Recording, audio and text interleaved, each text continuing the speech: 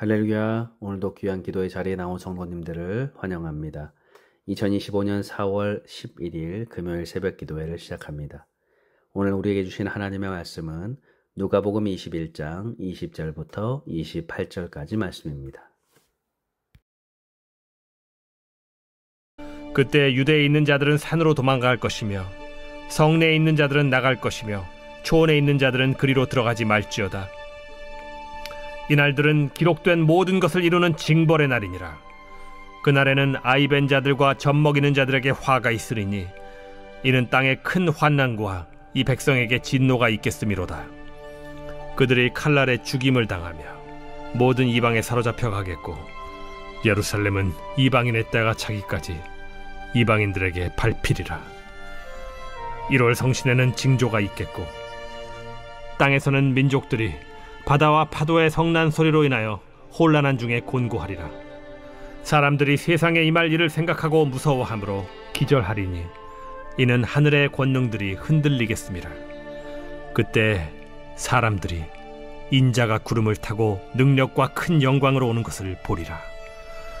이런 일이 되기를 시작하거든 일어나 머리를 들라. 너희 속량이 가까워왔느니라. 예루살렘에 입성하신 예수님은 날마다 성전에서 가르치시며 유대 종교 지도자들과의 논쟁을 벌이셨습니다.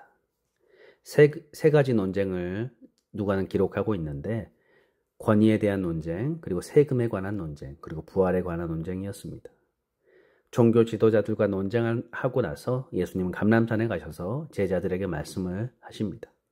바로 그것이 본문에 있는 누가복음 21장의 말씀인데 이것은 마태복음의 24장 그리고 마가복음의 13장과 병행되는 부분이고 종말에 관한 말씀에 대해서 말씀하고 있습니다. 20절에 보니까 너희가 예루살렘이 군대들에게 에워싸이는 것을 보거든 그 멸망이 가까운 줄 알라 라고 말씀하죠. 이 말씀은 서기 70년 로마군에 의해 예루살렘이 에워싸이는 것으로 실현되었습니다. 이것은 멸망이 시작되었다는 신호탄이다라고 볼 수가 있죠. 그런데 이 멸망은 단순한 예루살렘의 멸망이 아닌 세상의 멸망을 말하는 것입니다. 세상의 최종적인 종말은 임하지 않았지만 이제 종말의 시대가 열린 것이죠. 그래서 우리는 이것을 말세다라고 얘기하고 바로 오늘 우리가 살아가는 이 시대를 말하고 있는 것입니다. 그때 유대인들은 어떻게 해야 합니까? 21절에 보니까 그때 유대에 있는 자들은 산으로 도망갈 것이며 성내에 있는 자들은 나갈 것이며 촌에 있는 자들은 그리로 들어가지 말지어다 라고 말씀하죠.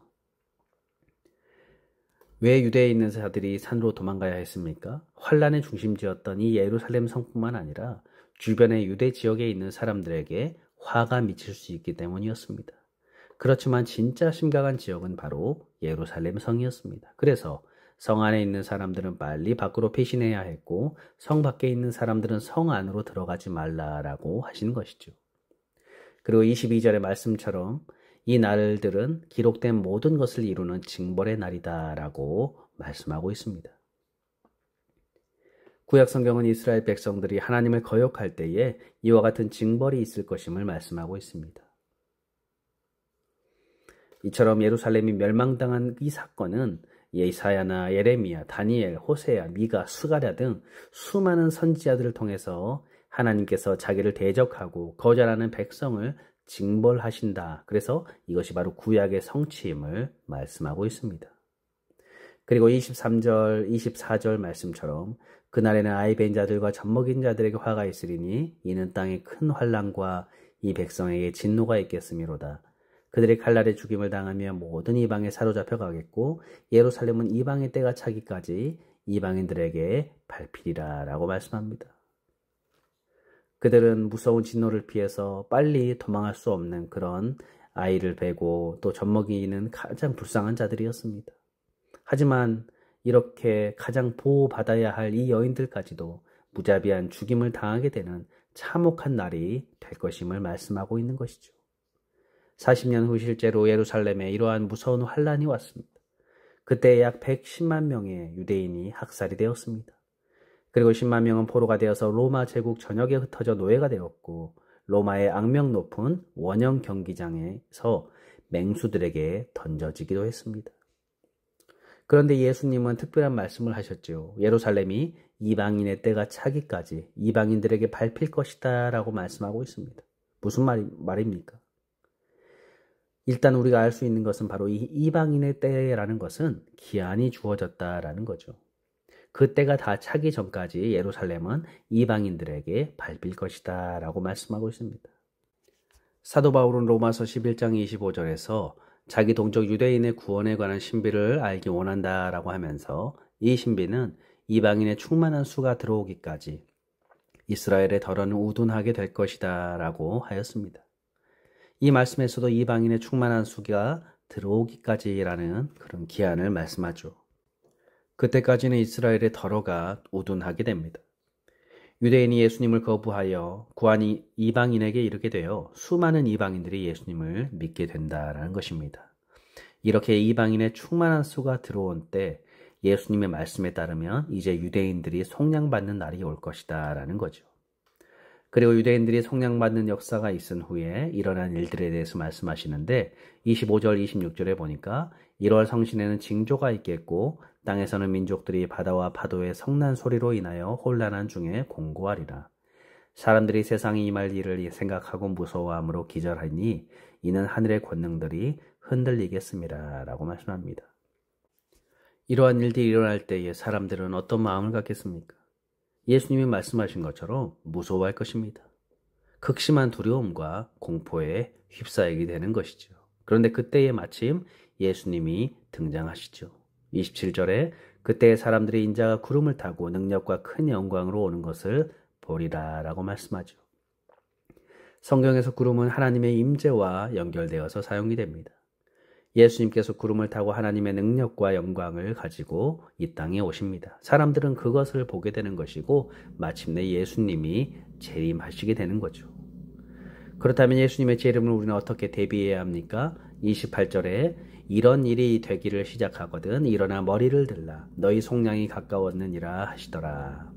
이런 일, 즉 유대인들이 회심이 있고 하늘에 놀라운 무서운 징조가 일어나고 땅과 바다가 흔들리고 마침내 인자가 영광과 능력을 가지고 이 땅에 내려오거든 일어나 머리를 들라.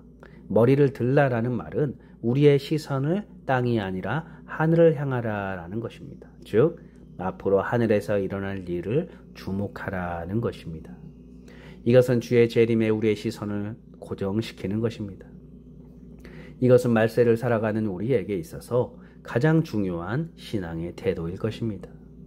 지금 우리의 가장 큰 문제는 주님의 재림에 관심이 없다는 것입니다. 여러분, 신앙은 방향이 제대로 되어야 합니다. 아무리 우리가 열심히 신앙생활을 하여도 주의 재림에 시선을 고정하지 않으면 헛일이 되는 것입니다. 너희 속량이 가까웠다라고 말씀하죠. 우리는 예수님의 십자가의 은혜로 이미 속량을 받아 하나님의 자녀가 되었습니다. 그렇지만 실제로 죄의 성품이 그대로 우리 안에 남아 있습니다.